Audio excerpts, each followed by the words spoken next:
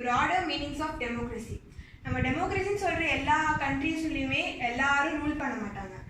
They will be most of the countries நம்மளோட வேர்ல்டில் ஒரு ரெப்ரசன்டேட்டிவ் வச்சு தான் வந்து அவங்க லாஸ் க்ரியேட் பண்ணுறாங்க.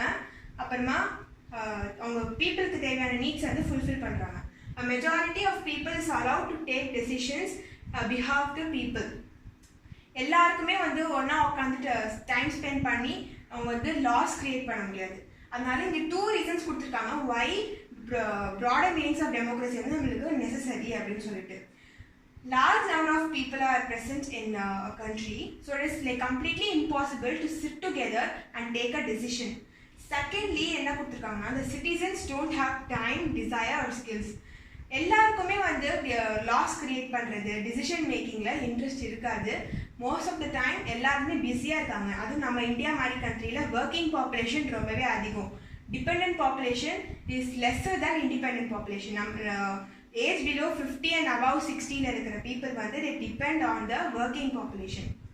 So it helps us to distinguish between democracy and non-democracy. இந்த ரெண்டு இதை வச்சு நம்மளால் எது டெமோக்ராட்டிக் கண்ட்ரி எது சும்மா பேருக்கு மட்டும் டெமோக்ரஸி அப்படின்னு நம்ம வந்து டிஸ்டிங்விஷ் பண்ணலாம். நம்ம டெமோக்ரஸின்னு எடுத்துக்கிட்டாலே it should be a consultation of all the people who are affected by the decision. நான் இன்னைக்கு ஒரு டெசிஷன் எடுக்கிறேன்னா அந்த டெசிஷனால எல்லாருமே வந்துட்டு அந்த குரூப் ஆஃப் பீப்புள் அஃபெக்ட் ஆவாங்க. ஸோ அவங்களுக்கு அது ஃபேவராக ஆகுதா இல்லை அன்ஃபேவராக ஆகுதான்னு நம்ம எடுக்கிற டெசிஷன்ல இருக்குது. அதனால we have to take the desire of all the people present in the group. Democracy நம்மளோட any sphere of life, democracy can be applied in a family, in a school, இந்த மாதிரி எல்லா பிளேசஸுமே அப்ளை பண்ணலாம். ஃபேமிலி எடுத்துக்கிட்டோன்னா the leader of the family, நம்ம father வந்து நம்மளோட interest வந்து கேட்டுட்டு ஒரு டெசிஷன் எடுக்கிறாங்களா அப்படின்னு நம்ம வந்துட்டு இதுக்கு ஒரு எக்ஸாம்பிள் கொடுக்கலாம். டெமோக்ரஸி நம்ம ரெண்டாக பிரிக்கிறோம், direct democracy and indirect democracy. இந்தியாவை எடுத்துக்கிட்டோம்னா நம்ம இந்தியா வந்து இன்டைரக்ட் டெமோக்ரஸி தான். நம்ம டைரக்ட் டெமோக்ரஸி பார்க்கலாம்.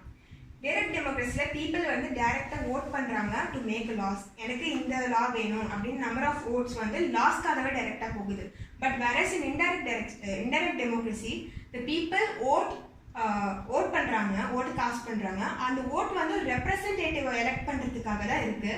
அந்த பர்டிகுலர் ரெப்ரசன்டேட்டிவ் தான் வந்து லாஸ் கிரியேட் பண்ணுறான். ஸோ இது வந்து இது வந்து இன்டைரக்ட் டெமோக்ரஸின்னு சொல்கிறோம். பிகாஸ் நம்ம இந்தியாவில் ஆல்மோஸ்ட் 3.28 மில்லியன் பீப்புள் வந்து வாழ்கிறோம். எல்லாருமே ஒன்றா உட்காந்து டெல்லியிலையோ இல்லை ஒரு பர்டிகுலர் இடத்துல உட்காந்து டெசிஷன் கிரியேட் பண்ண முடியாது. So we elect representative. So அது வந்து indirect democracy. Most of the time பெரிய பெரிய கண்ட்ரி, இன்னும் சொல்ல போனால் டெமோக்ரஸி ஃபாலோ பண்ணுற எல்லா கண்ட்ரிஸுமே இந்த இன்டைரக்ட் டெமோக்ரஸி தான் ஃபாலோ பண்ணுறாங்க. டைரக்ட் டெமோக்ரஸி எங்கே நம்ம பார்க்கலாம்னா கிராம் சபாவில் பார்க்கலாம். லைக் குரூப் ஆஃப் பீப்புள் ஒரு பஞ்சாயத்து வச்சு உட்காந்து டிசிஷன் கிரியேட் பண்ணுறாங்க. That's all about broader meanings of democracy.